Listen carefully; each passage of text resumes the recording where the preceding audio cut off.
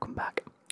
Welcome back, welcome back, welcome back, welcome back to the Clem ASMR YouTube channel. And in today's video, we're going to be doing something a little bit different, just more of just a character creation thing for you guys just to sit back and relax to. This is going to be a nice and a relaxing video for you. If you are a fan of World of Warcraft, then you'll love it. If you're not, and you've just clicked on it for clicking on it, then don't worry. There's not really a gameplay element to it. It's just we're going to be speaking through some things, talking about some things, and hopefully you guys get a little bit of relaxation from it. With that being said, please like and subscribe. We are so close, so close to hitting that 20k mark. I really want to do it soon. We are on, where are we? As I'm looking at it, we are 24 away. Maybe by the time you're seeing this, we'll have hit 20k.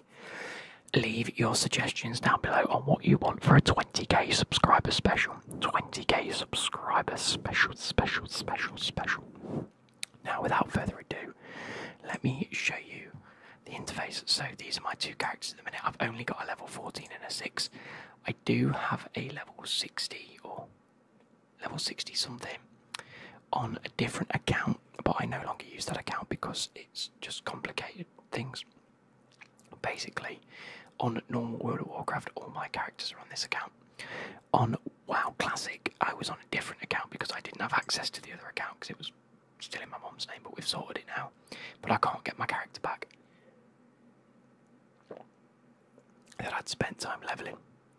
Anyway, I'm going to be leveling up this Druid in the interim, as well as his Warlock, Human, and Night Elf.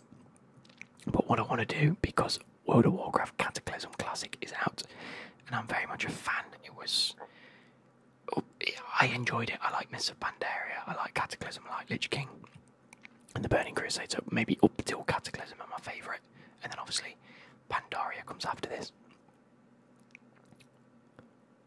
Mists of Pandaria, yeah. What am I thinking of? Anyway, I don't know. But I want to create a new character.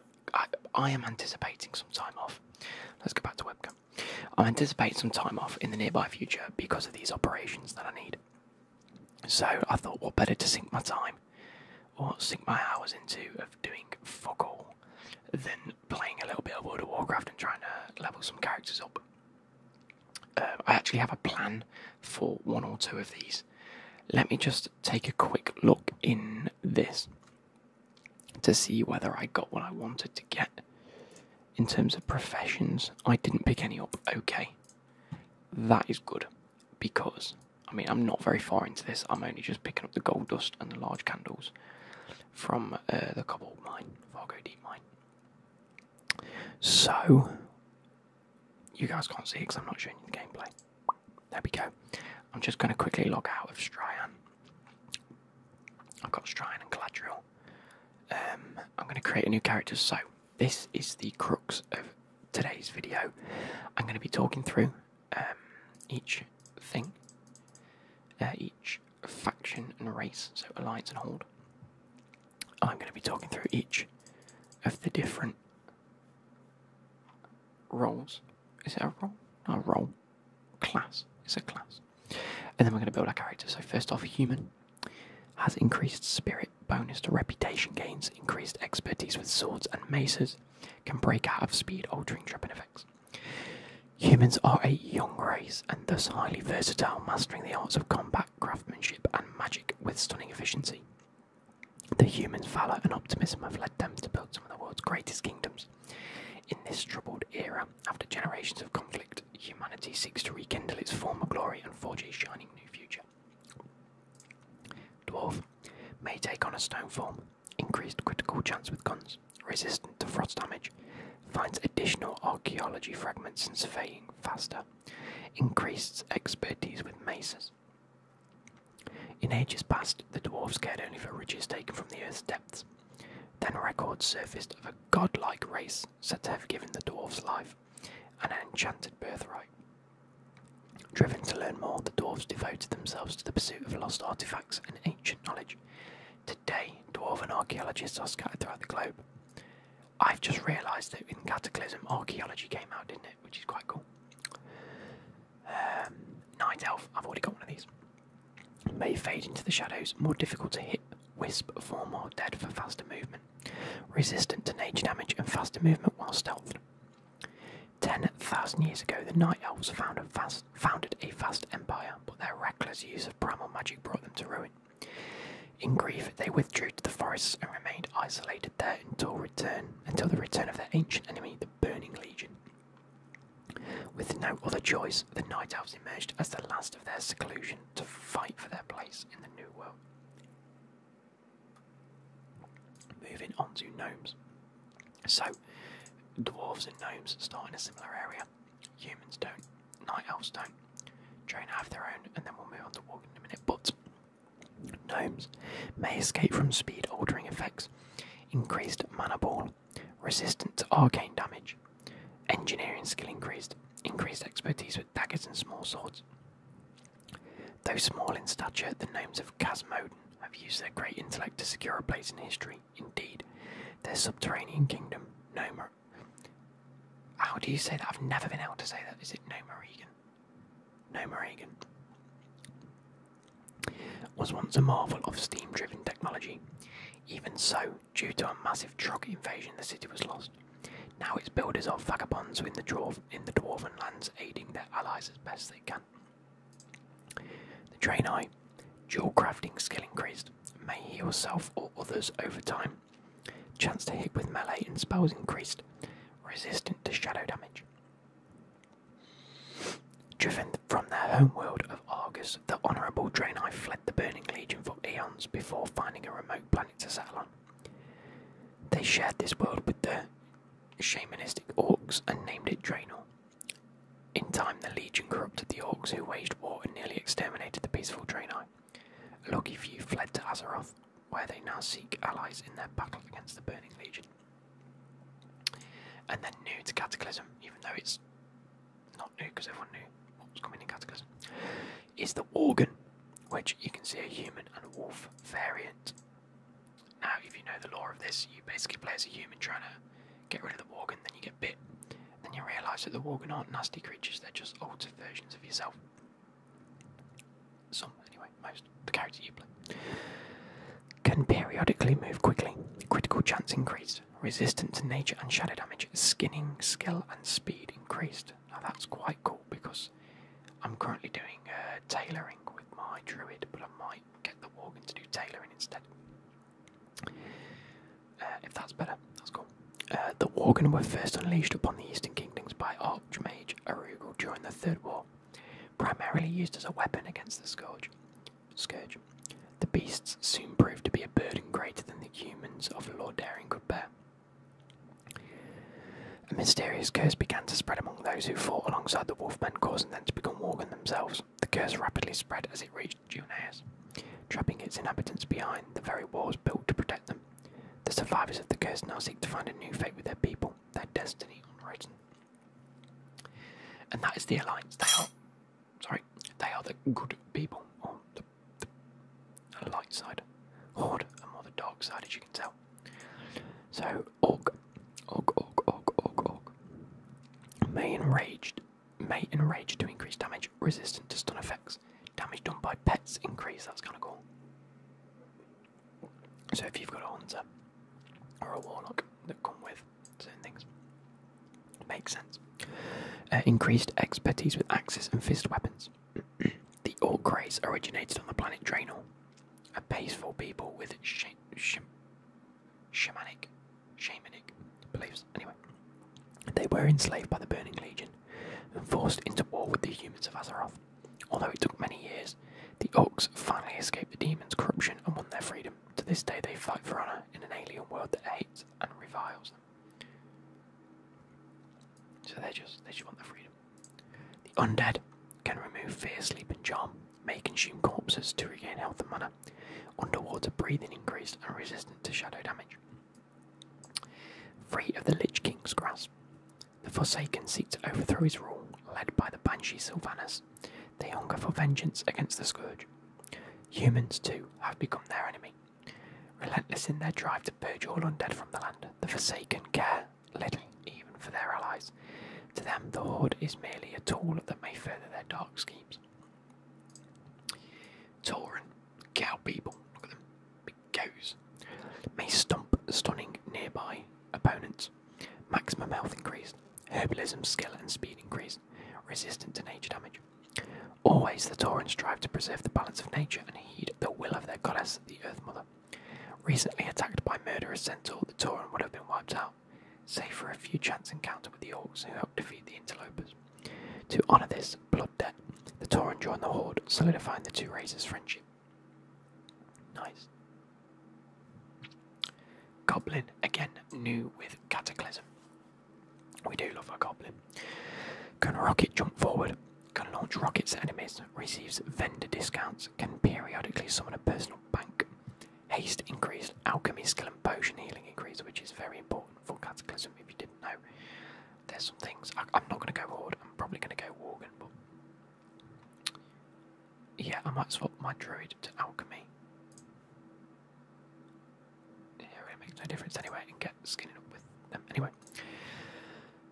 Originally the slaves of the jungle trolls on the Isle of Kazan, the Goblin race was forced to mine Gadgemite ore out of the Undermine, deep in the bowels of Mount Kajaro.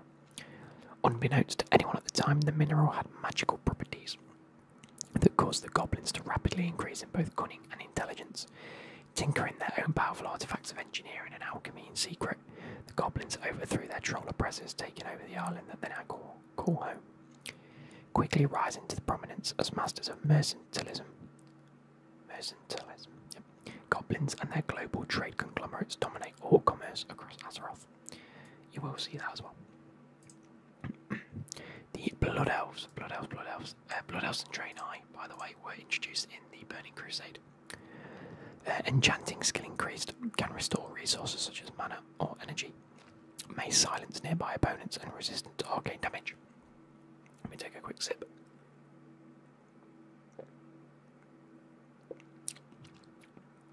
Long ago, the exiled High Elves founded Quel'Thalas, where they created a magical fount called the Sunwell. Though they were strengthened by its powers, they also grew increasingly dependent on them. Ages later, the undead scourge destroyed the Sunwell and most of the High Elf population, now called Blood Elves.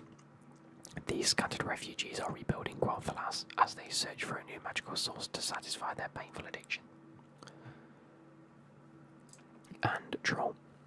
Berserk, increasing attack and casting speed, regeneration increased, damage increased versus beasts, increased critical chance with throwing weapons and bows, reduced duration of movement, impairing effects. Once at home in the jungles of Stranglethorn Vale, the fierce trolls of the Darkspear tribe were pushed out by warring factions. Eventually the trolls befriended the Orcish Horde, and Thrall, the Orcs' young war chief, convinced the trolls to travel with him to Kalimdor. Though they cling to their shadowy heritage, the Darkspear trolls hold a place of honour in the Horde. So that's all of the Horde. They're the bad guys, even though they're not actually bad guys, it's just a separate faction really. But these two war against each other. I'm probably going to go Wargan. Let me talk you through Warrior. Roles are tank and damage, heavy armour, mail and plate, and shields. Deals damage with melee weapons, has 3 fighting stances with different benefits, and uses rage as the resource. Warriors are plate-wearing fighters who strive for perfection in armed combat. As warriors deal or take damage, they generate rage, which is used to power their special attacks. Warriors can choose to focus on two-handed weapon, dual-wielding, or using a sword and shield. Warriors have several abilities to let them move quickly around the battlefield. Their primary stat is strength, though tanking warriors desire stamina, because that's your health. Paladin. The roles are tank, healer, and damage. They have the choice of all 3. They use heavy armour such as mail and plate and shields. Righteous, vanquishers of evil, deals holy and melee damage. Has a variety of defensive spells, uses mana and holy powers as a resource. Paladins are heavily armoured fighters and defenders who use holy magic to heal wounds and combat evil. Paladins are relatively self-sufficient and have many abilities targeted at death prevention. They can focus on two-handed weapons, shields, or healing, and their primary stat depends on their role, i.e. tanking is stamina. Hunter. Roll damage only. They have medium armor, leather, and mail. Emphasis on ranged damage and traps. Gains beasts of your choice as a lifelong companion. As you can see, you have bears and leopards and things like that. And good at leveling and soloing. Hunters are at home in the wilderness and have special affinity for beasts. They use ranged weapons such as bows or guns and their pet to deal damage. They can use traps to cause damage or keep an enemy at bay. The hunter's primary stats are attack, power, and agility. Rogue. Roll is damage, medium armor, leather. Wields a weapon in each hand, so dual wielding single-handed weapons. Emphasises in stealth, poisons, and control. Builds up 5 combo points to unleash finishing moves. Uses energy as a resource. Rogues often serve as assassins or scouts, though many are lone wolves as well. Rogues specialise in dual wielding a variety of weapons, though the iconic rogue weapon is the dagger. Rogues can often sneak around enemies or attack an opponent from behind to try and finish them off quickly. Their primary stats are attack, power, and agility, same as a hunter.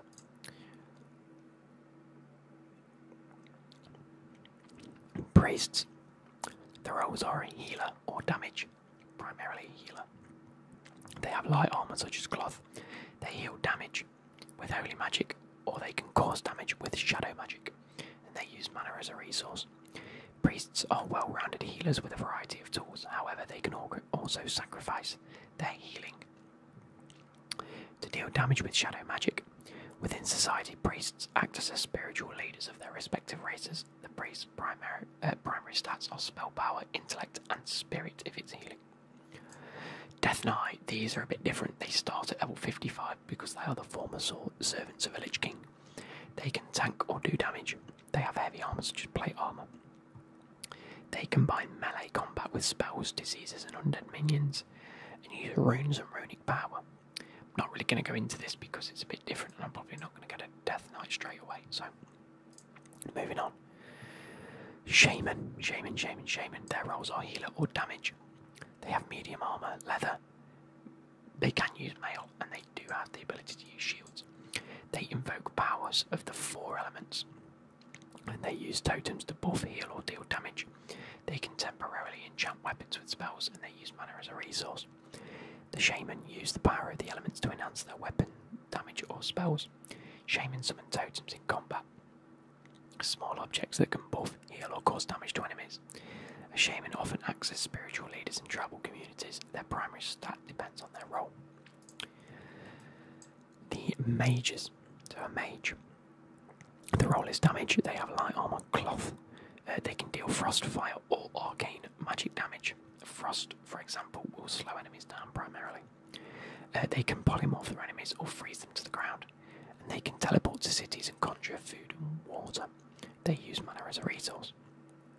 Mages are the iconic magic users of Azeroth and learn their craft through intense research and study. They make up for their light armor with a potent array of offensive and defensive spells, and their primary stats are spell power and intellect. Moving on to Warlock. Their role is damage. They have light armor such as cloth. Similar to the hunters who have companions, they can summon demons of servants, so this will be an imp. Emphasis on curses, drains, and damage over time spells. Can consume a soul shard for special abilities and uses mana as a resource. The Warlocks deal fire or shadow magic to damage, drain, or curse the enemy. They can drain souls to power their spells. Warlocks can convert their health into mana or summon group members to their locations. Warlocks are feared in some alliance societies while considered great leaders in some horde societies. As casters, the Warlock's primary stats are spell power and intellect. And as a Druid, the role can be tank, healer, or damage. They have medium armor such as leather, and they can shapeshift into animal forms such as cat and bear, and then travel form, things like that. They're versatile, can fill a healing, tanking, melee, or caster role, all 4. They use mana, rage, or energy as a resource depending on their form. So if you are I think if you're in cat form, it's energy. If you're in bear form and you're tanking, that's rage. If you're just doing a normal damage casting roll, it's mana. Druids are shapeshifters with an affinity for the plant and animal kingdoms. There are 3 types of druids: balanced druids who cast nature or arcane spells, feral druids who can take on the form of a cat or bear to fight in melee, or restoration druids who can heal their allies with emphasis on heal over time spells. A druid's primary stats depend on their role. So there are all of the roles that we're going to do. Obviously you can choose male or female, really makes 0 difference. So because we are entering Cataclysm era, I do want to take on the Wargan. I do love a Wargan. I don't particularly like the starting area for the Goblins, but Wargans I'm a big fan of. We can primarily move quickly, like I said, we're going to be focusing on skinning.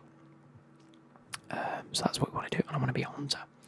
Just because we're good at leveling or solo, and I want to level up pretty quickly.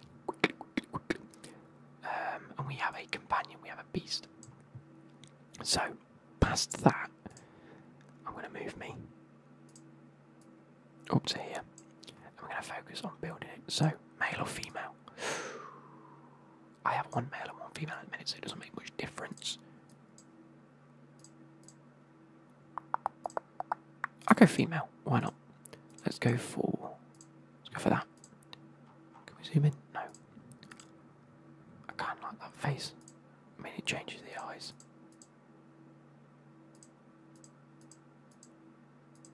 No. I like that. That's fair. Hairstyle.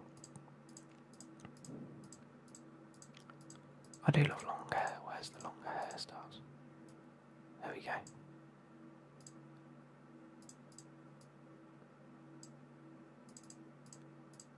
I think it might have gone back round already. That's a short hairstyle. Should we just go with that? Not that.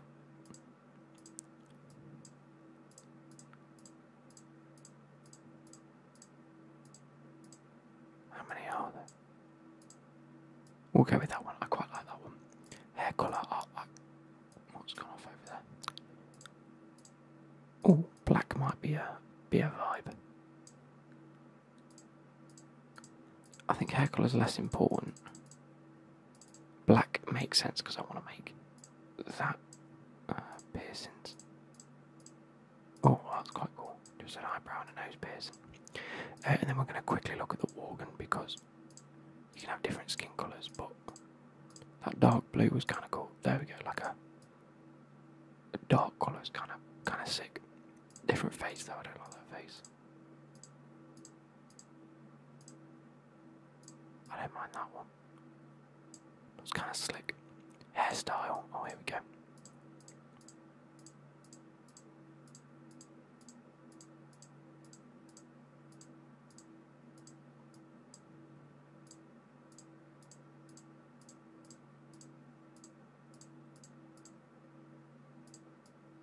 I don't mind that one.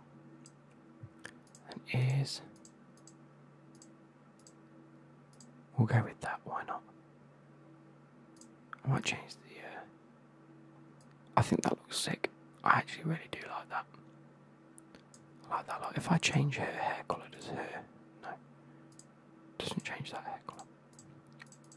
So really it's up to us. I think a nice dark hair colour to match that sort of matches the two of them, doesn't it? It's kind of cool. Okay, we are going to leave it there. I'm going to name the character and get playing when I can. I hope you guys have enjoyed this, and we will catch you later.